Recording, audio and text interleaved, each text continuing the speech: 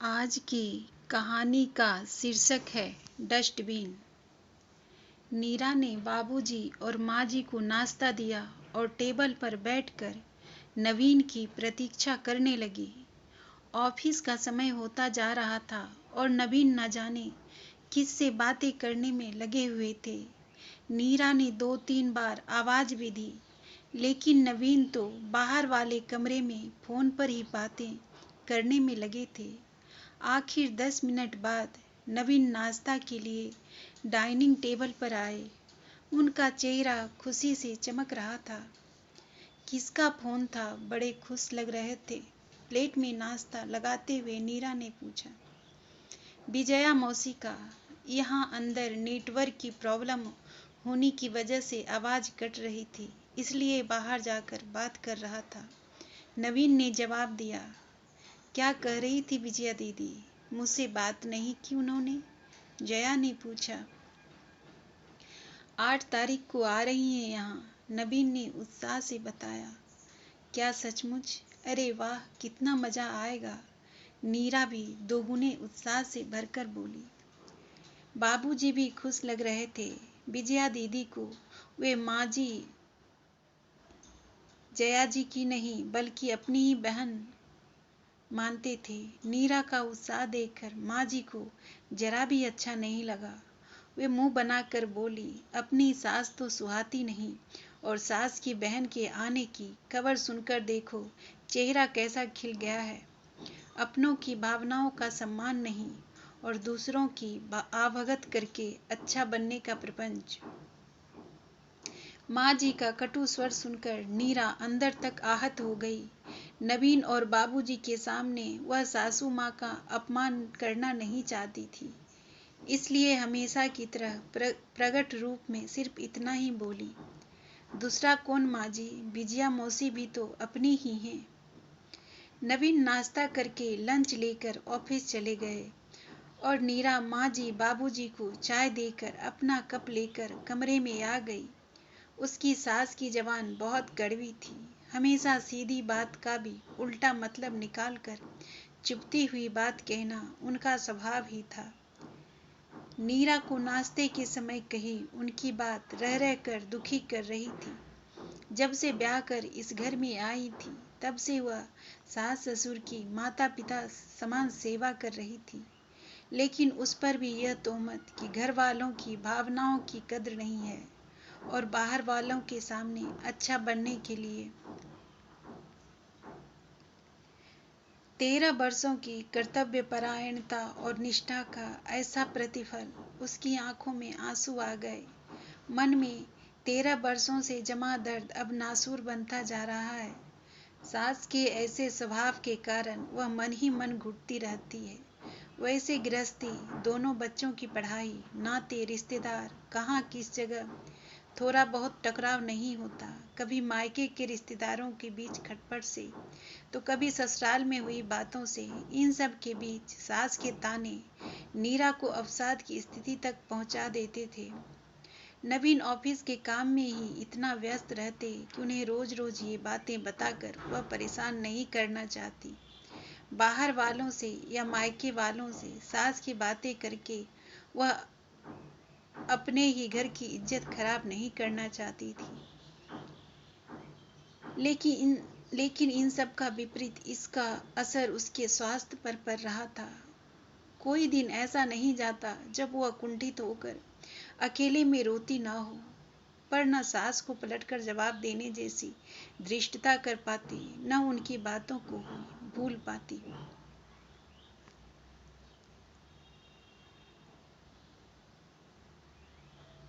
दोपहर के खाने के समय भी माँ जी का मुंह फुला ही था। बाबूजी बेचारे भी चुपचाप खाना खा रहे थे। उन्हें भी अब आदत हो गई थी, सो वे अधिकतर चुप ही रहते। उस पर भी माँ जी चिढ़ जाती कि उन्हें तो कोई परवाह ही नहीं है उनकी। 3 बजे जब दोनों बच्चे सानू और मीठी स्कूल से लौटे, तब उनकी धमा चौकरी से घर का माहौल बदला। अपने पोते पोती से तो माँ जी को भी बहुत प्यार था। दोनों उनकी आंखों के तारे थे। नीरा को बस यही सुकून था कि कम से कम सास उसके बच्चों पर तो जान छिड़कती है। रात में वह मौसी के बारे में सोचने लगी। कितना फर्क है दो सगी बहनों में। विजया मौसी कितनी शौकीन, खाने कपड़े से लेकर पकाने खिलाने और हर बात में सुरुचिपूर्ण और सकारात्मक सोच का अविरल झरना हो जैसे। और उसकी सास नीरा का मन करवा हो गया फिर से। वह मन को दूसरी तरफ लगाकर सोने की कोशिश करने लगी। बहुत कम ही साथ रह पाई है वह मौसी की, लेकिन जितना भी रही घर परिवार के उत्सवों में उनके व्यक्तित्व की खूबियों में बहुत प्रभावित हुई है।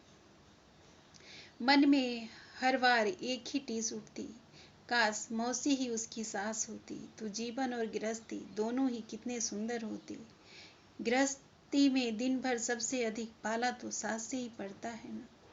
उसी रिश्ते में यदि समन्वय न हो तो जीवन बोझिल हो जाता है। नीरा मौसी के स्वागत में कुछ खास करना चाहती थी, लेकिन माँ जी की तरफ देखकर उसकी हिम्मत नहीं हुई। सोचा मौसी के आ जाने के बाद ही विशेष व्यंजन बनाएगी। उसके सामने तो माँ जी भी कुछ बोल नहीं पाएंगी।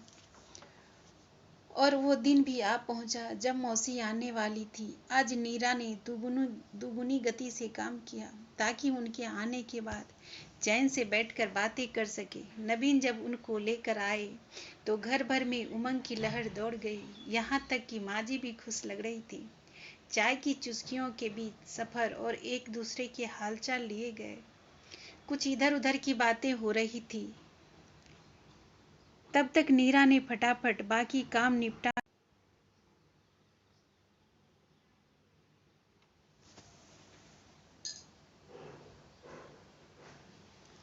यहाँ तक कि माँ जी भी खुश लग रही थी। चाय की चुस्कियों के बीच सफर और एक दूसरे के हालचाल लिए गए। कुछ इधर उधर की बातें हो रही थी। तब तक नीरा ने फटाफट बाकी काम निपटाकर मौसी का मनपसंद सूजी का हलवा बना दिया। जब सब खाना खाने बैठे तो हलवा देखते ही मौसी खुश हो गई। झट एक चम्मच मुंह में डालकर बोली, वाह मजा आ गया, कितना स्वादिष्ट। तुम्हें याद था कि मुझे हलवा पसंद है। नीरा प्रसन्न होकर कुछ कहने ही जा रही थी कि माँ जी मुंह बनाकर बोली, हाँ आपकी पसंद याद है इसे, लेकिन मेरी नहीं। हलवा मुझे भी बहुत पसंद है, पर मजाल है कि मेरे लिए कभी बनाया हो इसने। नीरा का चेहरा उतर गया। जाने कितनी बार हलवा बनाया होगा उसने, लेकिन आज तक तो कभी माँ जी ने कहा नहीं कि उन्हें पसंद है। तभी मौसी बोल पड़ी, जो चीज़ मन से पसंद होती है ना जया, तो देखते ही चेहरे पर खुशी छा जाती है। मुंह से अपने आप तारीफों के पुल बन जाते हैं। अब तुमने कभी कहा ही नहीं होगा बहू को कि वाह हलवा कितना स्वादिष्ट बना है, मुझे बहुत पसंद है, तो इसे कैसे पता चले। चलो अब आज खूब तारीफ करो हलवे की, तब देखना हर हफ्ते बनाया करेगी। मौसी ने जया की चुटकी ली तो बाबूजी खांसने के बहाने मुंह दूसरी तरफ करके खुलकर मुस्कुराए और नीरा ने बड़ी मुश्किल से अपनी हंसी रोकी, जबकि माँ जी बुरी तरह खिसिया गईं। दोपहर में जब बच्चे घर आए तो मौसी के लाए उपहार पाकर और कहानियां सुनकर बहुत खुश हुए। शाम सब घूमने गए और खाना भी बाहर खाकर आए। सुबह नीरा चाय नाश्ते की तैयारी करने रसोई में गई तो मौसी भी साथ आकर मदद करवाने लगी। अरे मौसी आप रहने दीजिए, मैं कर लूँगी, आप माँ जी के साथ बैठिए, नीरा संकोच से बोली। तुम यह क्या कह रही हो दीदी?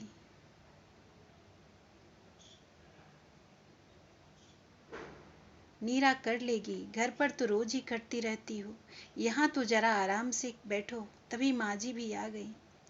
वह रसोई ही तो है जहाँ खाने के साथ मधुर रिश्ते भी पकते हैं हम महिलाओं के बीच। अब देखो मिलकर काम फटाफट आसानी से हो जाता है, साथ ही बातचीत होने से आत्मीयता भी बढ़ती है, प्रेम भी मजबूत होता है। आओ तुम भी यहाँ आ जाओ, एक पंथ और कई काज, तीनों साथ में बातें करते हैं और काम भी। लो यह आलू छील कर काट दो, फिर सलाद बना देना। मौसी ने माँ जी की तरफ आलू और सलाद की सब्जियाँ बढ़ा दी। वे हक्की बक्की रह गईं, लेकिन कोई बहाना न सूझने से चुपचाप करने लगी और बातचीत में शामिल हो गई, जबकि मौसी ने पूरे समय माहौल को खुशगवार बनाए रखा। मुझे आपसे कढ़ाई सीखनी है, बड़ा मन है एक चादर और तकिए के लिहाफ बनाने का, नीरा ने कहा। तो आज ही दोपहर को चलो, चादर और धागे ले आते हैं, मौसी उत्साह से बोली। और बच्चों को खाना खिलाकर नीरा मौसी के साथ बाजार गई। दोनों ने खूब देख परख कर एक सुंदर सी चादर ली, कढ़ाई की धागे लिए। मुट्ठी भर धागों में भी कितना सुंदर रंग समाहित होते हैं अगर मन प्रसन्न हो तो। 2 दिन बाद दोपहर में नीरा मौसी के पास बैठकर चादर पर कढ़ाई सीख रही थी कि मौसी ने अचानक ही स्नेह से पूछा, क्या बात है नीरा, पिछली बार से तेरी सेहत भी गिर गई है और बहुत परेशान है, घुटी घुटी भी लग रही है, सब ठीक है ना? बाकी सब तो ठीक है मौसी, पर माँ जी के स्वभाव से ही बहुत दुखी हो गई हूँ। देखिए ना, रोज ही कुछ न कुछ ऐसी बात बोलती हैं। नीरा की आंखें भर आई। हाँ, मुझे लगा ही था कि तुम जया की बातों से दिल लगा लेती हो, उन्हीं को सोचकर अंदर ही अंदर घुटती रहती हो। मौसी गंभीरता से बोली, फिर अचानक ही पूछा, अच्छा यह बताओ, जब घर में कचरा फैल जाए तो तुम क्या करती हो? नीरा उनके इस प्रश्न से अचका गई, फिर बोली, झाड़ू से साफ कर देती हूँ। और साफ करके कहाँ फेंकती हो? डस्टबिन में। अच्छा, संभाल कर तो नहीं रखती ना? मौसी ने एक और अटपटा प्रश्न पूछा। नहीं, भला कचरा भी कोई संभाल कर रखता है क्या? नीरा को आश्चर्य हुआ उनके प्रश्न पर। तो जया जैसे लोगों की नकारात्मक बातों के कचरे को क्यों संभाल के रखती हो? ये मन, ये शरीर हमारा है, इसे स्वच्छ और स्वस्थ बनाए रखना हमारा सबसे पहला कर्तव्य है। लेकिन देख रही हूँ कि तुम पूरी तरह से इस कर्तव्य की अनदेखी कर रही हो और कचरे की दुर्गंध से अपने तन मन को रोगग्रस्त करती जा रही हो। मौसी ने टेबल पर रखी दवाइयों को देखते हुए कहा। नीरा ने कढ़ाई करते हाथ रुक गए। तो क्या करूं मौसी, वे बड़ी हैं, उल्टा जवाब देने का मन नहीं करता और भूल भी नहीं पाती। तो क्या सारा जीवन उस कचरे की दुर्गंध में विषाक्त कर लोगी? याद रखो, तुम्हारा मन और जीवन जैसे जैसे विषाक्त होता जाएगा, उसका असर नवीन और बच्चों पर भी पड़ेगा। बेहतर है रोज का कचरा उसी समय साफ कर लिया जाए। मौसी ने सुई में धागा डालते हुए बोली। तो इस समस्या का हल क्या है? नीरा उदास स्वर में बोली, डस्टबिन। मौसी बोली, डस्टबिन? मैं समझी नहीं। नीरा असमंजस में थी। हाँ, जैसे घर के कचरे को फेंकने के लिए हम डस्टबिन रखते हैं, वैसे ही मन को साफ करने के लिए मन के एक कोने में एक डस्टबिन रखना चाहिए। लोगों के अपशब्दों, तानों, नकारात्मक टिप्पणियों के कचरे को मन में जमा करते जाने का कोई अर्थ नहीं है। जीवन अत्यंत बोझिल हो जाएगा। अच्छा है उसे तुरंत उठाकर उस डस्टबिन में डाल दिया जाए, मौसी ने समझाया। नीरा रुककर सोचने लगी, क्या सचमुच इससे तनाव कम हो जाएगा? उसके चेहरे पर उम्मीद की एक किरण झिलमिलाने लगी। बस यही, यह जो तेरे प्यारे से चेहरे पर अभी अभी एक आशापूर्ण उजाला, एक मुस्कुराहट आई थी ना, इसी झाड़ू से साफ करना। देखना, वो कचरा साफ होते ही तनाव, अवसाद, घुटन की दुर्गंध तुरंत गायब हो जाएगी। मौसी मुस्कुराते हुए बोली। जीवन में हर परिस्थिति और हर मनुष्य का स्वभाव हमारी इच्छा अनुसार नहीं होता, तो कहाँ तक हम झगड़ते रहें या फिर अपना जीवन खराब करते रहें। तो हर एक व्यक्ति को अपने मन के एक कोने में डस्टबिन जरूर रखना चाहिए, ताकि अवांछित बातों से छुटकारा पाया जा सके, ताकि रिश्ते भी सुगमता से चलते रहें और जीवन में। अरे वाह मौसी, आपने तो क्या अद्भुत उपाय सुझाया है जीवन में शांति बनाए रखने का। नीरा खुलकर मुस्कुराई। तो बस फिर आज ही अपने मन के एक कोने में डस्टबिन रखो, कचरा उसमें फेंको और अच्छा साथ लेकर आगे बढ़ो। मौसी भी खुलकर हंसती।